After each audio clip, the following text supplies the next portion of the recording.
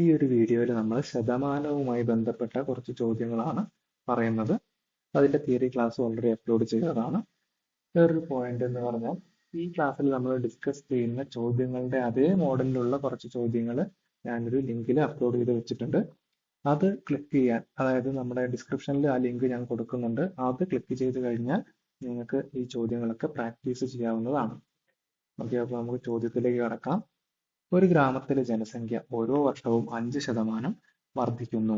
ഇപ്പോഴത്തെ ജനസംഖ്യ 1,76,400 ആണെങ്കിൽ 2 വർഷം മുൻപത്തെ ജനസംഖ്യ എത്ര?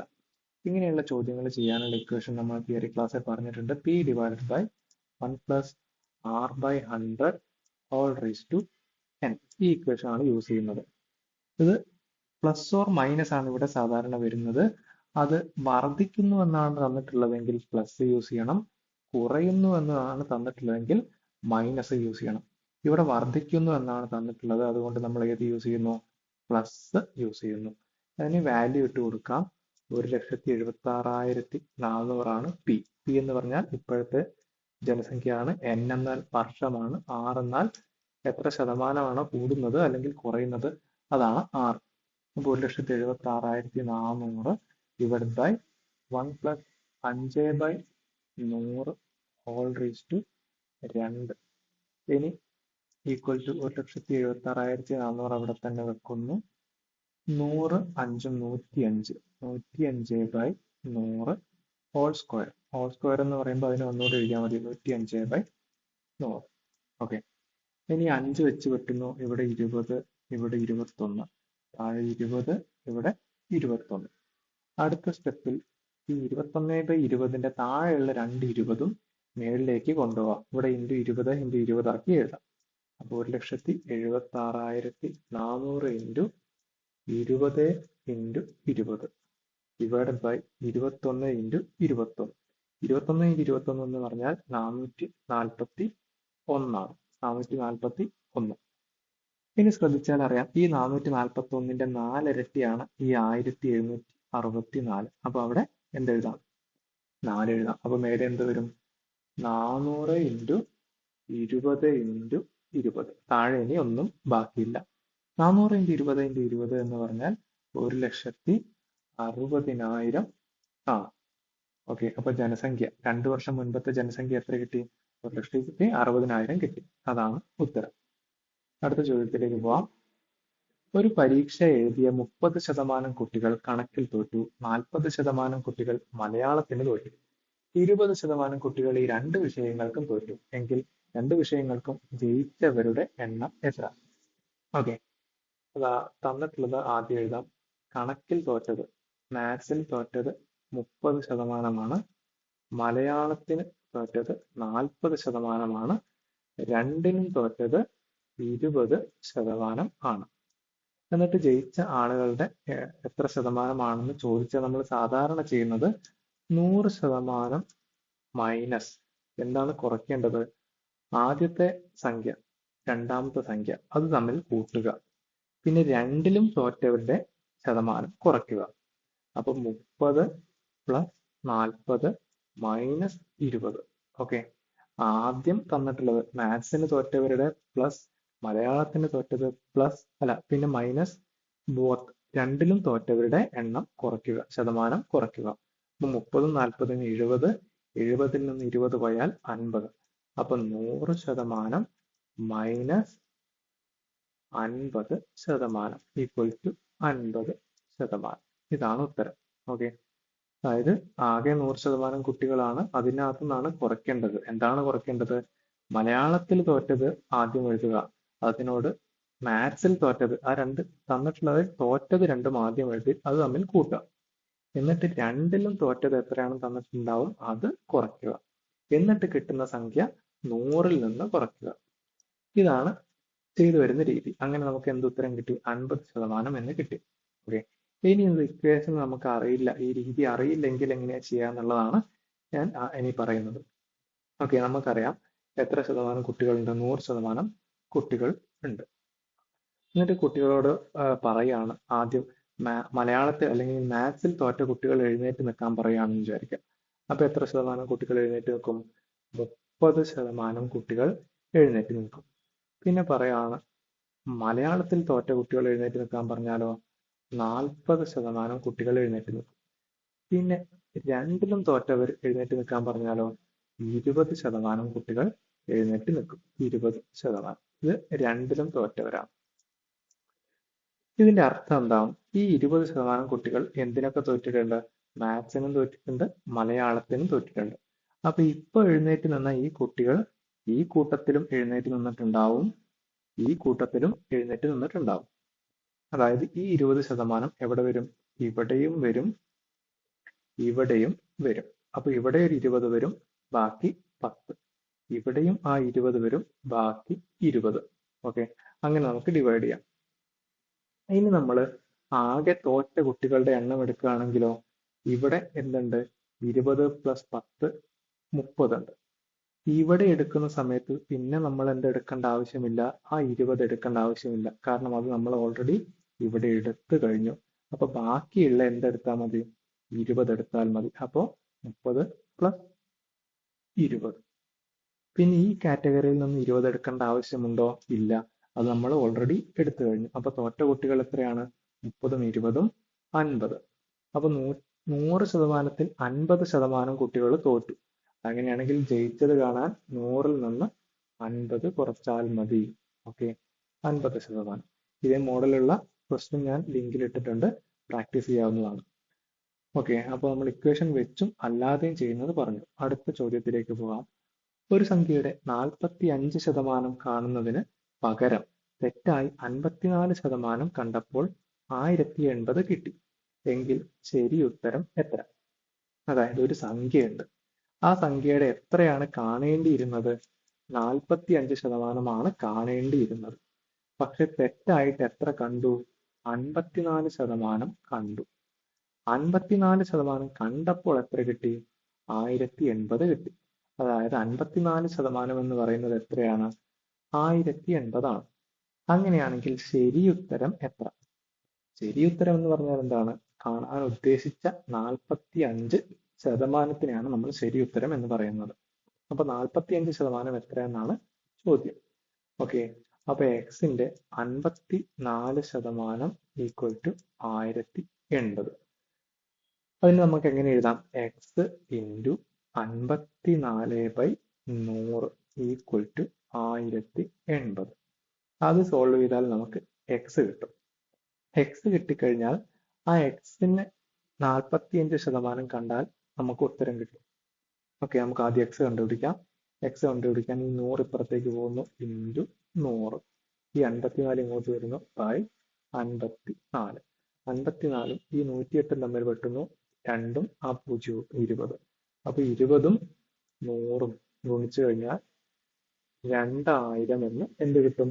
എക്സ് കിട്ടും. X equal to 2000. എക്സിന്റെ 54% ആണ് 1080. അപ്പൊ എക്സ് 2000 എന്ന് കിട്ടി. ഇനി കാണാൻ പറഞ്ഞത് 45%. 45% കാണാൻ എക്സ് ഇൻറ്റു 45/100. എക്സ് എത്രയാണ്? 2000. 2000 ഇൻറ്റു 45/100. ഇവിടെ 1000 അല്ല, 100ആണ്. 100ന്റെ 2 പൂജ്യം, നേരത്തെ 2 പൂജ്യം തമ്മിൽ വെട്ടി 20. 20 ഇൻറ്റു 45 900. 900 ആണ് നമ്മുടെ ഉത്തരം, അതായത് 45%. ഓക്കെ, അടുത്ത ചോദ്യത്തിലേക്ക് പോവാം. ഒരു പരീക്ഷയിൽ ജയിക്കാൻ 40% മാർക്ക് വേണം. 80 മാർക്ക് ലഭിച്ച വിദ്യാർത്ഥി തോറ്റത് 20 മാർക്കിനാണെങ്കിൽ പരീക്ഷയിലെ ആകെ മാർക്ക് എത്ര? ഓക്കെ, ഒരു പരീക്ഷ നടത്തി. പരീക്ഷയിൽ ജയിക്കാൻ എത്ര വേണം? 40% മാർക്ക് വേണം. പക്ഷെ ഒരു കുട്ടിക്ക് എത്ര മാർക്കാണ് കിട്ടിയത്? 80 മാർക്ക് കിട്ടി. ആകെ വേണ്ടത് 40% ആണ്. ഓക്കെ, അതിനകത്ത് 80 മാർക്ക് ആ കുട്ടിക്ക് കിട്ടി. പക്ഷെ കുട്ടി തോറ്റു. തോറ്റത് എത്ര മാർക്കിനാണ്? 20 മാർക്കിനാണ്. അപ്പൊ 80 മാർക്ക് കിട്ടി, ഒരു 20ഉം കൂടെ ഉണ്ടായിരുന്നെങ്കിൽ കുട്ടി ജയിച്ചേനെ. അപ്പൊ ജയിക്കാൻ വേണ്ട മാർക്ക് 80നോട് 20 കൂട്ടിയാൽ കിട്ടിയേനെ. അതായത് 100% അല്ല 100 മാർക്ക് കിട്ടിയിരുന്നെങ്കിൽ ആ കുട്ടി എന്താകുമായിരുന്നു? ജയിക്കുമായിരുന്നു. ജയിക്കാൻ എത്ര ശതമാനം മാർക്ക് വേണം എന്നാണ് പറഞ്ഞത്? 40% മാർക്ക് വേണം എന്നാണ് പറഞ്ഞത്. അതിന്റെ അർത്ഥം എന്താണ്? ഈ 100 എന്ന് പറഞ്ഞാൽ 40% തുല്യമാണ്. 100 കിട്ടിയിരുന്നെങ്കിൽ ജയിക്കുമായിരുന്നു. 40% മാർക്ക് കിട്ടിയിരുന്നെങ്കിൽ ജയിക്കുമായിരുന്നു. അതിന്റെ അർത്ഥം 100 എന്ന് പറഞ്ഞാൽ എന്താണ്? 40%. അപ്പൊ നമുക്ക് എങ്ങനെ എഴുതാം? 40% ഈക്വൽ ടു 100 എന്ന് എഴുതാം. കാണാൻ പറഞ്ഞത് എന്താണ്? പരീക്ഷയിലെ ആകെ മാർക്ക്. ആകെ മാർക്ക് എന്ന് പറഞ്ഞാൽ 100% മാർക്കാണ്. അപ്പൊ 40% തന്നിട്ട് 100% കാണാനാണ് പറഞ്ഞത്. ഇത് നമുക്ക് രണ്ട് രീതിയിൽ ചെയ്യാം. ഒന്ന്, നമുക്ക് സാധാരണ പോലെ 40%-നെ എന്താക്കി മാറ്റാം? ആദ്യം 1% മാറ്റാം. അതായത് 40/40 എടുക്കുന്നു. അതേ കാര്യം വലത്തെ ഭാഗത്തും ചെയ്യുന്നു. 40 എടുക്കുന്നു. ഇനി 1%-നെ 100% ആക്കാം. അതിനെന്ത് ചെയ്യുന്നു? ഇൻറ്റു 100 ചെയ്യുന്നു. അതേ കാര്യം വലത്ത് ഭാഗത്തും ചെയ്യുന്നു. ഓക്കെ, ഇത് ചെയ്തു കഴിഞ്ഞാൽ 0 വെട്ടി 0 വെട്ടി. ഈ 4ഉം 100ഉം തമ്മിൽ വെട്ടുന്നത് 25. 25 × 10 250 എന്ത്? 100%. അതായത് ആകെ മാർക്ക്. അത് ഒരു രീതി. 40%-നെ എന്താക്കി മാറ്റാൻ? 100% മാറ്റാം. അല്ലെങ്കിൽ ഇങ്ങനെയുള്ള 40%, 50% ഒക്കെ തരിക, അല്ലെങ്കിൽ 20% ഒക്കെ തരികയാണെങ്കിൽ നമുക്ക് വേറെ രീതിയിൽ ചെയ്യാം. 40% തന്നത്, അതിനെ 100% ആക്കാൻ ഒരു 40 കൂടെ കൂട്ടുക, പിന്നെ 40ന്റെ പകുതി കൂടെ കൂട്ടുക. അതായത് 100 40%, ഒരു 100 കൂടെ കൂട്ടുക, 100ന്റെ പകുതി കൂടെ കൂട്ടുക. 100ഉം 100, 250ഉം 250. ഇങ്ങനെയുള്ള ശതമാനങ്ങളാണ് തന്നത്. അപ്പൊ 21% തന്നതെങ്കിൽ നമുക്ക് ഈ രീതിയിൽ ചെയ്യാൻ പറ്റില്ല. ഒരു 32% ആണെങ്കിലും ഇങ്ങനെ ചെയ്യാൻ പറ്റില്ല. ഇങ്ങനെ 40%, 30%, 50% ഒക്കെ തന്നിട്ടുള്ളതെങ്കിൽ നമുക്ക് ഈ രീതിയിൽ ചെയ്യാം. ഓക്കെ, അപ്പൊ രണ്ട് രീതിയിൽ നമുക്ക് ഉത്തരത്തിലേക്ക് എത്താം. അടുത്ത ചോദ്യം, ഒരാൾ തനിക്ക് ലഭിക്കുന്ന ആകെ ശമ്പളത്തിന്റെ 30% ചെലവാക്കുന്നു. ബാക്കി വരുന്നത് സമ്പാദ്യമായി സൂക്ഷിക്കുന്നു. അയാളുടെ സമ്പാദ്യം 21,000 രൂപയാണെങ്കിൽ അയാളുടെ ശമ്പളം എത്ര? ഓക്കെ, അയാൾക്ക് ശമ്പളം എക്സ് ആണ് കിട്ടുന്നത് എന്ന് വിചാരിക്കുക. അതിന്റെ 30% അയാൾ ചെലവാക്കുന്നു.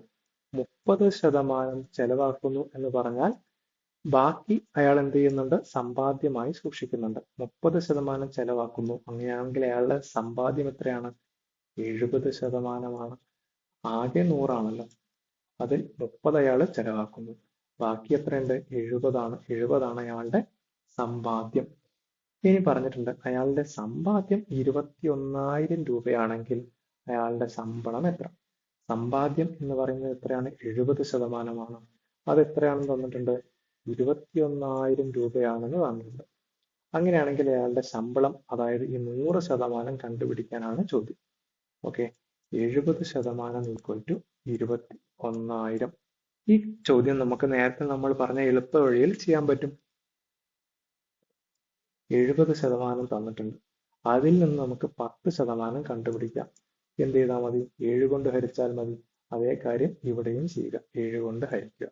10%-നെ പിന്നെ നമുക്ക് 100% ആക്കാൻ 10 കൊണ്ട് ഗുണിച്ചാൽ മതി. അതേ കാര്യം ഇവിടെയും ചെയ്യാം, 10 കൊണ്ട് ഗുണിക്കുക. ഇനി 7ഉം 21ഉം തമ്മിൽ വെട്ടാം.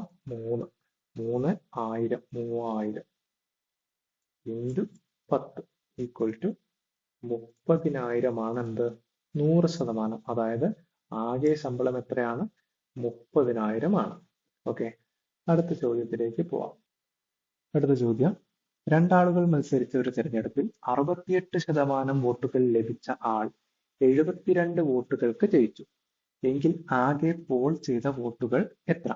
അപ്പൊ രണ്ടാളുകളാണ് മത്സരിച്ചത്. ഒരാൾ എക്സ് ആണെന്ന് വിചാരിക്കാം, ഒരാൾ വൈ ആണെന്ന് വിചാരിക്കാം. നമുക്ക് ഏറ്റവും ബേസിക് ആയിട്ട് അറിയേണ്ടത് ഇത്ര വോട്ടുകൾക്ക് ജയിച്ചു എന്ന് പറഞ്ഞാൽ എന്താണ് അർത്ഥം? അവരുടെ വോട്ടുകൾ തമ്മിലുള്ള വ്യത്യാസമാണ് എന്ത്? ഈ 72. അപ്പോൾ എക്സ് ആണ് ജയിച്ചത്, വൈ ആണ് തോറ്റതെങ്കിൽ എക്സിൽ നിന്ന് വൈ കുറച്ചാൽ എത്ര കിട്ടണം? 72 കിട്ടണം. ഇതാണ് ഇതിന്റെ ബേസിക് ആയിട്ട് അറിയേണ്ട പോയിന്റ്. ഇനി എക്സിന് എത്ര ശതമാനം വോട്ട് കിട്ടി? എക്സിന് 68% വോട്ട് കിട്ടി. വൈക്ക് എത്ര കിട്ടിയെന്ന് തന്നിട്ടില്ല, പക്ഷെ നമുക്ക് കണ്ടെത്താലോ. എക്സിന് 68 കിട്ടി. ആകെ എത്ര ശതമാനമാണ്? 100% വൈക്ക് എത്രയായിരിക്കും കിട്ടിയിട്ടുണ്ടാവുക? വൈക്ക് ബാക്കി 32 ഉള്ളൂ, എന്നാലേ 100 എത്തുള്ളൂ. അപ്പൊ ബാക്കി 32ഉം വൈക്കാണ് കിട്ടിയത്. എക്സിന് 68%, വൈക്ക് 32%. പിന്നെ നമ്മൾ ഇപ്പൊ ഇവിടെ കണ്ടുവച്ചിട്ടുണ്ട് ഇവർ തമ്മിലുള്ള വ്യത്യാസം 72 വോട്ടാണ്. അപ്പൊ ശതമാനക്കണക്കിൽ ഇവർ തമ്മിലുള്ള വ്യത്യാസം എത്രയാണ്? 68ഉം 32ഉം തമ്മിലുള്ള വ്യത്യാസം 68 മൈനസ് 32 ഈക്വൽ ടു 36% ഇവരുടെ ശതമാനക്കണക്കിലെ വ്യത്യാസം. വോട്ട് കണക്കിലെ വ്യത്യാസം എത്രയാണ്? 72ആണ്. അതിന്റെ അർത്ഥം 36%ഉം 72ഉം തുല്യമാണ്. 36% ഇവരുടെ ശതമാനക്കണക്കിലെ വ്യത്യാസം. 72 വോട്ടിന്റെ വ്യത്യാസത്തിലാണ് ജയിച്ചത്. അപ്പൊ 36% ഈക്വൽ ടു 72 എന്ന് എഴുതാം. നമ്മളോട് ചോദിച്ചത് ആകെ പോൾ ചെയ്ത വോട്ടുകൾ എത്ര? ഓക്കെ, ആകെ പോൾ ചെയ്ത വോട്ട് എന്ന് പറഞ്ഞാൽ 100% കണ്ടുപിടിക്കാനാണ് പറഞ്ഞത്. 36%-ത്തിൽ നിന്ന് 100%-ലേക്ക് എത്താൻ നമുക്ക് എന്ത് ചെയ്യാം? ആദ്യം അതിനെ 1% മാറ്റുക, എന്നിട്ട് അതിനെ 100% മാറ്റുക. അപ്പൊ 36%-നെ 1% എന്തുകൊണ്ട് ഹരിച്ചാൽ മതി? 36 കൊണ്ട് തന്നെ ഹരിക്കുക, 1%. ഇനി അതിനെ തിരിച്ച് 100 100 കൊണ്ട് ഗുണിക്കുക. അങ്ങനെ ഇടത്ത് ഭാഗത്ത് നമ്മൾ എന്ത് ചെയ്തോ അതേ കാര്യം വലത്ത് ഭാഗത്തും ചെയ്യുക. 72-നെയും നമ്മൾ 36 കൊണ്ട് ഹരിക്കുന്നു, 100 കൊണ്ട് ഗുണിക്കുന്നു. 72/36 എന്ന് പറഞ്ഞാൽ 2 ആണ്. 2 × 100 200 ആകെ പോൾ ചെയ്ത വോട്ടുകൾ. ഓക്കെ, അടുത്ത ചോദ്യത്തിലേക്ക് പോവാം. ഒരു സംഖ്യയുടെ 40% വർദ്ധിപ്പിച്ച ശേഷം 40% കുറച്ചാൽ എത്ര ശതമാനം മാറ്റം വരും? ഓക്കെ, ഇങ്ങനെയുള്ള ചോദ്യങ്ങൾ നമ്മൾ ഇക്വേഷൻ എന്താണെന്ന് തിയറി ക്ലാസ്സിൽ പറഞ്ഞിട്ടുണ്ട്. ഇക്വേഷൻ എന്താണ്? x² / 100. ഇതാണ് മാറ്റം. ഓക്കെ, അപ്പൊ 40 ആണ് തന്നിട്ടുള്ളതെങ്കിൽ 40² / 100. 40ന്റെ സ്ക്വയർ എന്ന് പറഞ്ഞാൽ 40 × 40 / 100. 0 0 0 0 ഈക്വൽ ടു 16. ഇതാണ് മാറ്റം. എത്ര ശതമാനം മാറ്റം ഉണ്ടാവും എന്ന് ചോദിച്ചാൽ 16 ആണ് മാറ്റം, 16%. ഇനി ഒരു പക്ഷേ നമുക്ക് ഈ ഇക്വേഷൻ അറിയില്ല എന്ന് വിചാരിക്കും. അതായത് x² / 100 എന്ന ഇക്വേഷൻ നമുക്ക് ഓർമ്മയില്ല. അങ്ങനെയാണെങ്കിൽ നമുക്ക് എന്ത് ചെയ്താൽ മതി? സംഖ്യ 100 ആണെന്ന് വിചാരിക്കുക. എന്നിട്ട് ആദ്യം 40% വർദ്ധിപ്പിച്ചത്. അപ്പൊ 100ന്റെ 40% കൂടി എന്ന് പറഞ്ഞാൽ 100ന്റെ 40% എത്രയാണ്? 40 തന്നെയാണ്.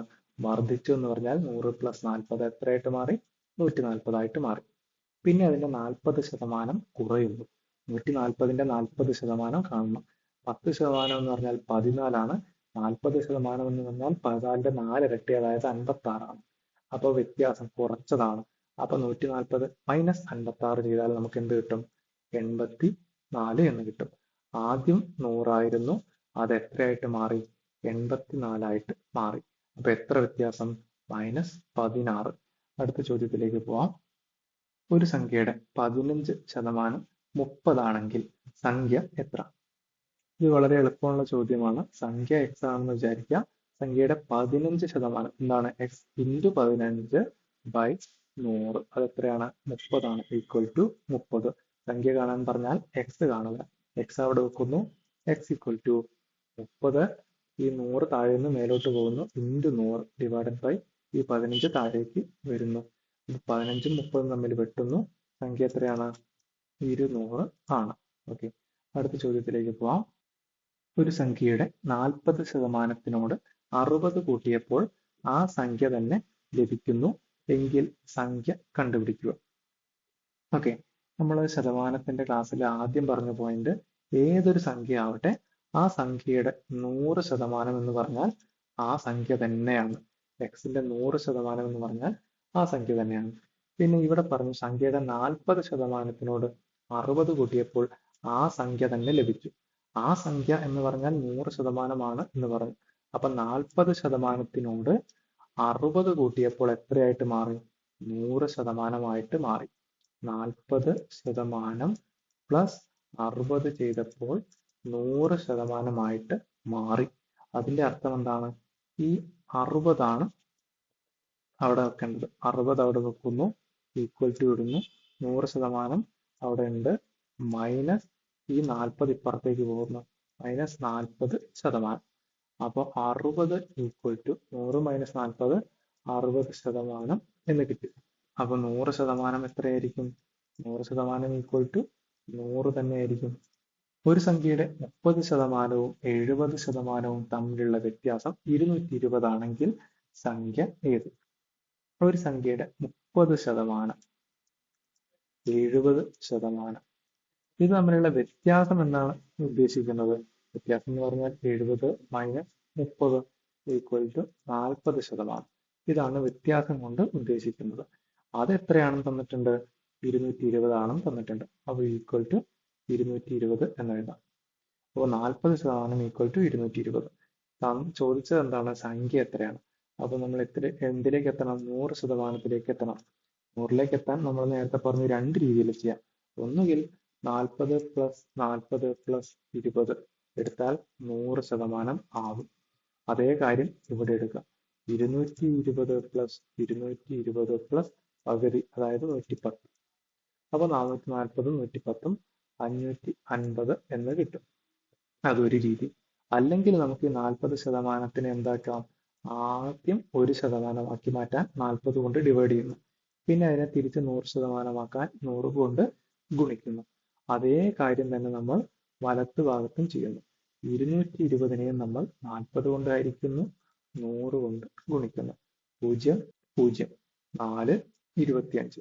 25 ഇൻറ്റു 22 ചെയ്താൽ 550 എന്ന് കിട്ടും. ഇങ്ങനെ രണ്ട് രീതിയിൽ നമുക്ക് ഉത്തരത്തിലേക്ക് എത്താവുന്നതാണ്. അടുത്ത ചോദ്യത്തിലേക്ക് പോയാൽ, എയുടെ ശമ്പളം ബിയുടെ ശമ്പളത്തേക്കാൾ 40% കൂടുതലാണെങ്കിൽ ബിയുടെ ശമ്പളം എയുടെ ശമ്പളത്തേക്കാൾ എത്ര ശതമാനം കുറവാണ്?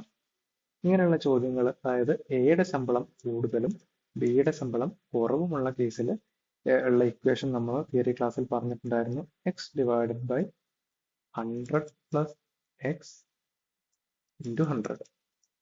അപ്പോൾ ഇവിടെ എക്സിന്റെ വാല്യൂ 40 ആണ്. 40 ഡിവൈഡ് ബൈ 100 പ്ലസ് 40 140 ഇൻറ്റു 100. 0 വെട്ടി 0 വെട്ടി, ഇവിടെ 2, ഇവിടെ 7, അതായത് 2 ഇൻറ്റു 100 ബൈ 7. 100 ബൈ 7 എന്ന് പറയുമ്പോൾ 100ൽ 14 7 98, പിന്നെ 2 20 ആവുന്നു 0.2 ഇൻറ്റു 2. അപ്പോൾ 28.4% ഈ കേസിൽ ഉത്തരം. കേസിക്ക് സാധാരണ ഇങ്ങനെ പോയിന്റ് ഉള്ള ആൻസേഴ്സ് വരാറില്ല, പക്ഷേ അങ്ങനെയും പ്രതീക്ഷിക്കാവുന്നതാണ്. ഇനി ഇതുപോലുള്ളൊരു ചോദ്യം ലിങ്കിലുണ്ടാവും, അവിടെ നിന്ന് പ്രാക്ടീസ് ചെയ്യാവുന്നതാണ്. അടുത്ത ചോദ്യത്തിലേക്ക് പോവാം. ഒരു കച്ചവടക്കാരൻ സാധനങ്ങൾക്ക് 10% വില കൂട്ടിയ ശേഷം 30% ഡിസ്കൗണ്ട് കൊടുത്ത് വിൽപ്പന നടത്തിയാൽ കച്ചവടക്കാരന് ലാഭമോ നഷ്ടമോ എത്ര ശതമാനം? ഇങ്ങനെയുള്ള 3, 4, 5 ടൈപ്പ് ചോദ്യങ്ങളുണ്ട്. നമ്മൾ ടൈപ്പ് ക്വസ്റ്റ്യൻസിൽ ആദ്യം ശതമാനം കൂടുന്നു, പിന്നീട് ശതമാനം കൂടുന്നു, പിന്നെ ശതമാനം കൂടിയിട്ട് ശതമാനം കുറയുന്നു, പിന്നെ രണ്ട് വ്യത്യസ്ത ശതമാനങ്ങൾ, കൂടിയ ശേഷം ബി കൂടുന്നു, കൂടിയ ശേഷം ബി കുറയുന്നു. അങ്ങനെയുള്ള പല ടൈപ്പ് ഉണ്ട്. അപ്പൊ ഈ ഒരു ക്വസ്റ്റ്യനിൽ എന്താണ് പറഞ്ഞത്? 10% കൂടിയ ശേഷം 30% കുറയുന്നു. അതായത് ഒന്ന് ശതമാനം കൂടിയിട്ട് ബി ശതമാനം കുറയുന്നു. ഇങ്ങനെയുള്ള ചോദ്യങ്ങളുടെ ഇക്വേഷൻ നമ്മൾ തിയറിയിൽ പറഞ്ഞിട്ടുണ്ടായിരുന്നു.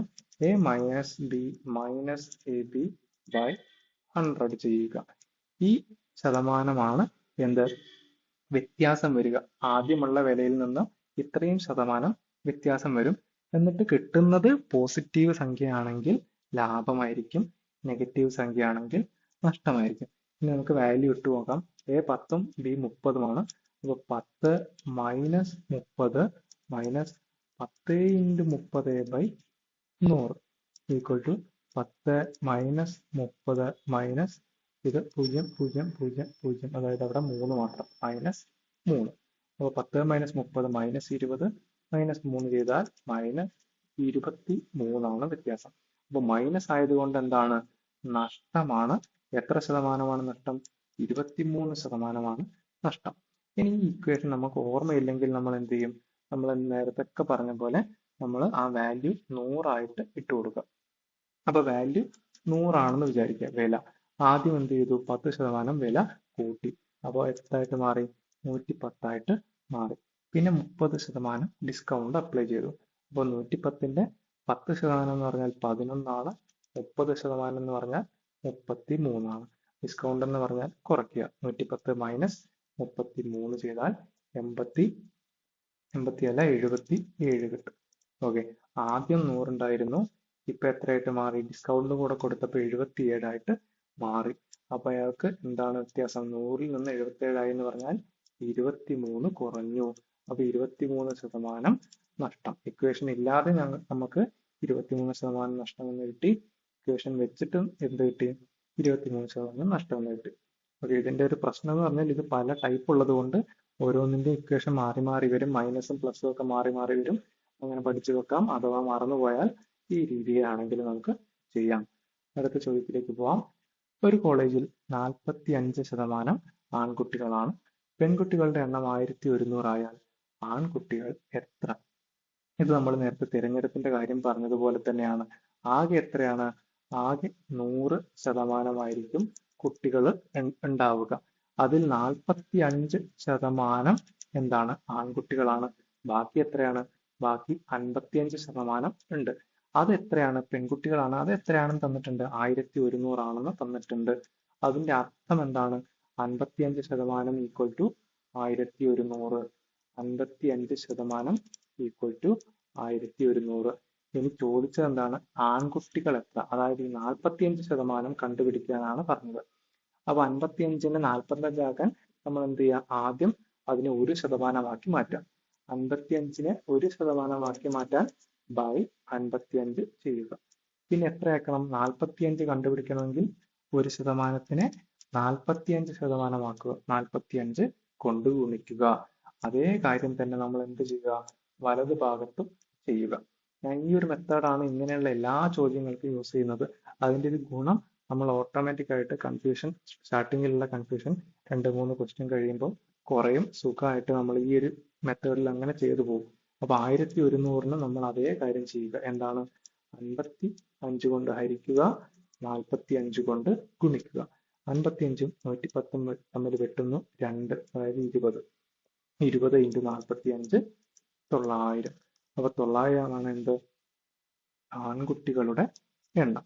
ഓക്കെ, ഇനി അടുത്ത ചോദ്യത്തിലേക്ക് പോവാം. ഇതേ മോഡലിലുള്ള ചോദ്യം ലിങ്കിലുണ്ട്, ചെയ്തു നോക്കാവുന്നതാണ്. അടുത്തത് 30%-ന്റെ 30-ന്റെ 30%-വും 50-ന്റെ 20%-വും കൂട്ടിയാൽ കിട്ടുന്ന സംഖ്യ എത്ര? ചെറിയ ചോദ്യമാണ്. 30-ന്റെ 30%. 30 × 30/100. 0 വെട്ടി 0 വെട്ടി 3 × 3 9. അടുത്തത് 50-ന്റെ 20%. 50 × 20/100. 0 വെട്ടി 0 വെട്ടി 5 2 10. കൂട്ടുക. 9 + 10 = 19. അത്രയേ ഉള്ളൂ. അടുത്ത ചോദ്യത്തിലേക്ക് പോവാം. 12-ന്റെ എത്ര ശതമാനമാണ് 36? 12-ന്റെ എത്ര ശതമാനമാണ് 36 നമുക്കറിയാത്തതുകൊണ്ട് x% വിചാരിക്കുക. 12-ന്റെ x% കണ്ടപ്പോൾ ആണ് 36 കിട്ടിയത് എന്ന് വിചാരിക്കുക. എന്നിട്ട് x കണ്ടെത്തുക. x = 36 × 100/12. 12 36 വെട്ടി 3 × 100. 300% ഉത്തരം. 12-ന്റെ 300% 36. അടുത്ത ചോദ്യം. ഒരു സംഖ്യയുടെ 12.5% 450 ആണെങ്കിൽ സംഖ്യ എത്ര? 12.5% ഈക്വൽ ടു 450. സംഖ്യ എത്ര? അതായത് 100% എത്ര എന്നാണ് ചോദ്യം. 12.5 നമ്മൾ പഠിച്ചിരിക്കേണ്ട ഒരു ശതമാനമാണ്. നമുക്കറിയാം, നമ്മളോട് 50% തന്നത്. എന്നിട്ട് 100% കാണാൻ 2 കൊണ്ട് ഗുണിച്ചാൽ മതി. 25% തന്നത്. എന്നിട്ട് 100 കാണാൻ 4 കൊണ്ട് ഗുണിച്ചാൽ മതി. ഈ 25-ന്റെ പകുതിയാണ് എന്ത്? 12.5. അതായത് 12.5-ന് നമുക്ക് 8 കൊണ്ട് ഗുണിച്ചാൽ എത്രയിലേക്ക് എത്താം? 100%-ലേക്ക് എത്താം. അപ്പൊ 12.5% തന്നിട്ടുണ്ടെങ്കിൽ അതിനെ 8 കൊണ്ട് ഗുണിച്ചാൽ ആ സംഖ്യ കിട്ടും. അപ്പോൾ 450 × 8 ചെയ്താൽ മതി. 450 × 8 എത്രയാണ്? 4500-ന്ന് 900 പോയാൽ 3600 ആണ് ഉത്തരം. 450 × 8 3600. രഘുവിന്റെ ശമ്പളം അരുണിന്റെ ശമ്പളത്തെക്കാൾ 20% കൂടുതലാണെങ്കിൽ അരുണിന്റെ ശമ്പളം രഘുവിന്റെ ശമ്പളത്തെക്കാൾ എത്ര ശതമാനം കുറവാണ്? ഇപ്പൊ നമ്മൾ ചെയ്ത സെയിം മോഡലാണ്. x/100 + x × 100. അപ്പോൾ 20 ആണ് x. 20/120 അപ്പോൾ 20 620 ഈക്വൽ ടു 100/6 എന്ന് പറഞ്ഞാൽ 16.66 ആണ് ഉത്തരം. ഓക്കെ, ഇത്രയും ചോദ്യങ്ങളാണ് ഈ വീഡിയോയിലുള്ളത്. ഞാൻ പറഞ്ഞു ഇതേ മോഡലിലുള്ള ഇത്രയും ചോദ്യങ്ങൾ തന്നെ ഒരു ലിങ്കിനകത്ത് അപ്ലോഡ് ചെയ്തിട്ട് ആ ലിങ്ക് ഞാൻ ഡിസ്ക്രിപ്ഷനിൽ കൊടുക്കുന്നുണ്ട്. അതിൽ ക്ലിക്ക് ചെയ്തിട്ട് നിങ്ങൾക്ക് പ്രാക്ടീസ് ചെയ്ത് നോക്കാവുന്നതാണ്.